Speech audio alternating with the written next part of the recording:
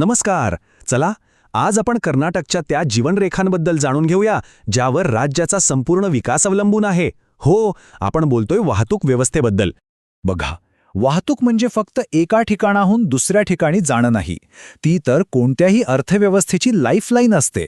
अगदी आपल्या शरीरात जशा रक्तवाहिन्या काम करतात ना, तसंच वाहतूक व्यवस्था शेती, उद्योग आणि व्यापाराला जिवंत ठेवते. तर आज आपण कर्नाटकच्या वाहतूक व्यवस्थेचे 4 मुख्य आधारस्तंभ पाहणार आहोत. रस्ते, रेल्वे, हवाई मार्ग आणि जलमार्ग. आणि हो, हे सगळे मिळून राज्याच्या भविष्याला कसा आकार देत आहेत हेही समजून घेऊया.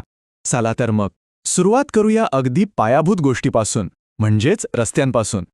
हे ते जाळं आहे जे कर्नाटकच्या कानाकोपऱ्याला जोडतं. आता हा आकडा ऐकून थक्क व्हाल. कर्नाटकात रस्त्यांची एकूण लांबी आहे तब्बल 3,32,000 किलोमीटरपेक्षा जास्त. सोप्या भाषेत सांगायचं तर या रस्त्यांवरून आपण पृथ्वीला 8 पेक्षा जास्त फेऱ्या मारू शकतो.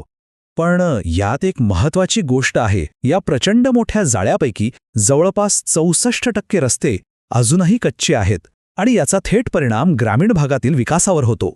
विचार करा, शेतकऱ्यांना आपला माल बाजारात नेण्यासाठी किती अडचणी येत असतील. आता एवढं मोठं जाळं सांभाळायचं म्हणजे सोपं नाही, बरोबर? म्हणूनच याची विभागणी केली आहे. राष्ट्रीय महामार्गांची जबाबदारी केंद्र सरकारकडे, राज्य महामार्गांची राज्याकडे आणि जिल्हा व ग्रामीण रस्त्यांची जबाबदारी स्थानिक संस्थांकडे असते. रस्त्यांबद्दल तर आपण बोललो, पण आता वळूया वाहतूक व्यवस्थेच्या खऱ्याखुऱ्या कण्याकडे, म्हणजेच रेल्वेकडे. लांब पल्ल्याच्या आणि अवजड वाहतुकीसाठी रेल्वे हाच मुख्य आधार आहे. कर्नाटकातल्या रेल्वेचा इतिहास सुद्धा खूप रंजक आहे. 1864 मध्ये बंगळुरू ते मद्रास या पहिल्या वहिल्या मार्गापासून सुरू झालेला हा प्रवास आज 3,244 किलोमीटरच्या विशाळ जाळ्यापर्यंत पोचला आहे. हा प्रवास म्हणजे राज्याच्या विकासाचाच एक साक्षीदार आहे. आणि ह्या प्रवासातला एक महत्त्वाचा टप्पा म्हणजे कोकण रेल्वे. हा एक खराखुरा गेम चेंजर ठरला. ह्या प्रकल्पामुळे मंगळुरू ते मुंबई प्रवासाचा वेळ सरळ 41 तासांवरून फक्त 18 तासांवर आला. म्हणजे वेळेची आणि पैशाची किती मोठी बचत झाली असेल याचा अंदाज येतो. पण हा काही साधा रेल्वे मार्ग नव्हता. कोकण रेल्वे म्हणजे इंजिनिअरिंगचा एक अद्भुत नमुना आहे. पश्चिम घाटाच्या अवघड डोंगर दऱ्यांमधून जाणारा हा मार्ग 300हून अधिक पूल आणि असंख्य बोगद्यांमधून जातो. कमाल आहे नाही का? आता शहरांकडे वळूया. विशेषतः बंगळुरूसारख्या मोठ्या शहरात तर वाहतूक म्हणजे एक मोठी समस्या. याच समस्येवर एक प्रभावी उपाय म्हणून नम्मा मेट्रो सुरू झाली आणि 2011 पासून आज तागायत ती लाखो लोकांच्या रोजच्या प्रवासाचा एक अविभाज्य भाग बनली आहे. बरं, जमिनीवरच्या प्रवासाचं झालं.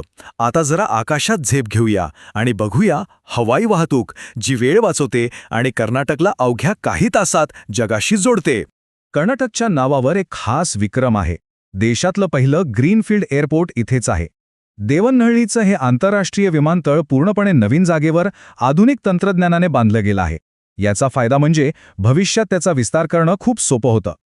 फक्त बंगळुरू आणि मंगळुरू ही आंतरराष्ट्रीय विमानतळच नाहीत, तर हुबळी, बेळगावी, म्हैसूर आणि कलबुर्गी यांसारखी अनेक देशांतर्गत विमानतळंसुद्धा राज्याच्या विकासात मोलाची भर घालत आहेत. आता जमिनीवरून आणि आकाशातून प्रवास करून आपण पोहोचलो आहोत थेट समुद्रकिनारी. कर्नाटकच्या विस्तीर्ण किनारपट्टीवर जलमार्ग राज्याच्या व्यापाराला एक नवी दिशा देतात. या किनाऱ्यावर एक असं बंदर आहे ज्याला अक्षरशः कर्नाटकचं प्रवेशद्वार म्हटलं जातं. हे आहे नवमंगळूर बंदर. 1974 मध्ये या बंदराला देशातलं 9वं प्रमुख बंदर म्हणून मान्यता मिळाली. विचार करा, हे किती महत्त्वाचं असेल. हे बंदर राज्याच्या अर्थव्यवस्थेसाठी दुहेरी भूमिका बजावतं. एकीकडे कॉफी, मसाले आणि खनिजांसारख्या वस्तूंची मोठ्या प्रमाणावर निर्यात होते, तर दुसरीकडे देशाला लागणाऱ्या पेट्रोलियमसारख्या महत्त्वाच्या वस्तूंची आयातही इथूनच होते. आतापर्यंत आपण रस्ते, रेल्वे, हवाई मार्ग आणि जलमार्ग हे वेगवेगळे पाहिले, नाही का?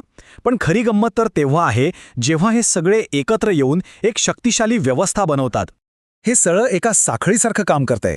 रस्ते आपला माल रेल्वे स्टेशन आणि बंदरांपर्यंत पोहोचवतात. रेल्वे तोच माल देशभरात पोहोचवते आणि बंदर त्याला जगभरात पाठवतात. तर विमानतळ संपूर्ण राज्याला जगाशी जोडतात. ही एकसंध व्यवस्थाच कर्नाटकच्या विकासाचं खरं इंजिन आहे. तर मग शेवटी एक महत्त्वाचा प्रश्न आपल्या सगळ्यांसमोर उभा राहतो.